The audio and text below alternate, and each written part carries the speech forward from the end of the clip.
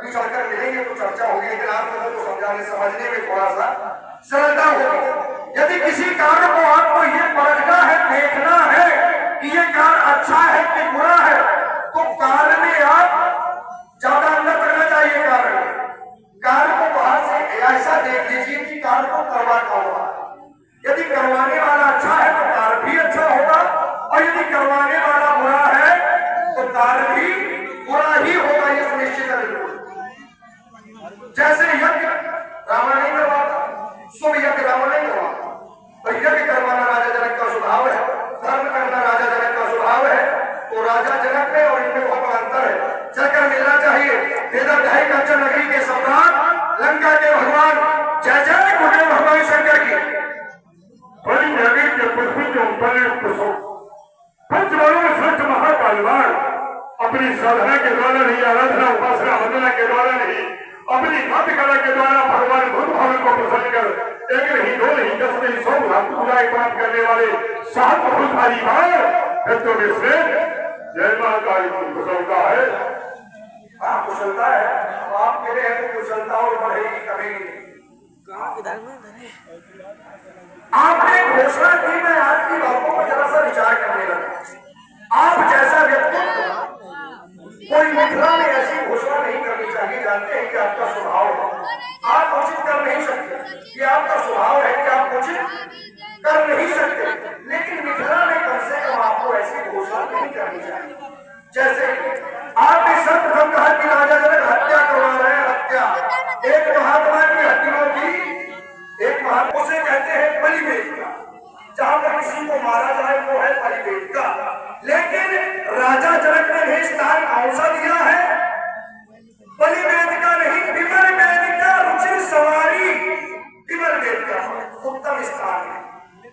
फिर हत्या करवाने वाले राजा जनक कौन होते हैं? क्या राजा जनक किसी के प्राण ले सकते हैं? क्या नहीं ले सकते। जैसे कि एक सिद्धांत और कम समय में एक सिद्धांत पर तौर करके छोड़ दो। एक सिद्धांत है कि कोई व्यक्ति किसी को नहीं मार सकता, चाह के भी नहीं मार सकता।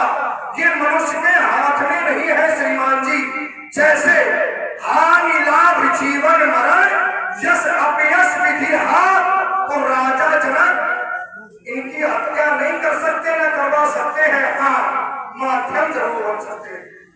और यदि अनुचित है तो राजा जनक को यश नहीं अपयश मिले, उसका भोग राजा जनक बोले उचित है तो राजा जनक को यश मिलेगा। तो इसमें चिंता करने की बात कोई है नहीं। आप अपनी बात को वापस लें और मिथिला से चले जाए। अपनी बात को वापस ले और मिथिला से चले जाए। हत्या, हमने प्रश्न रखा था हत्या का, हमें पद से कोई लेना देना नहीं, हमें बलिदान से कोई लेना देना नहीं है।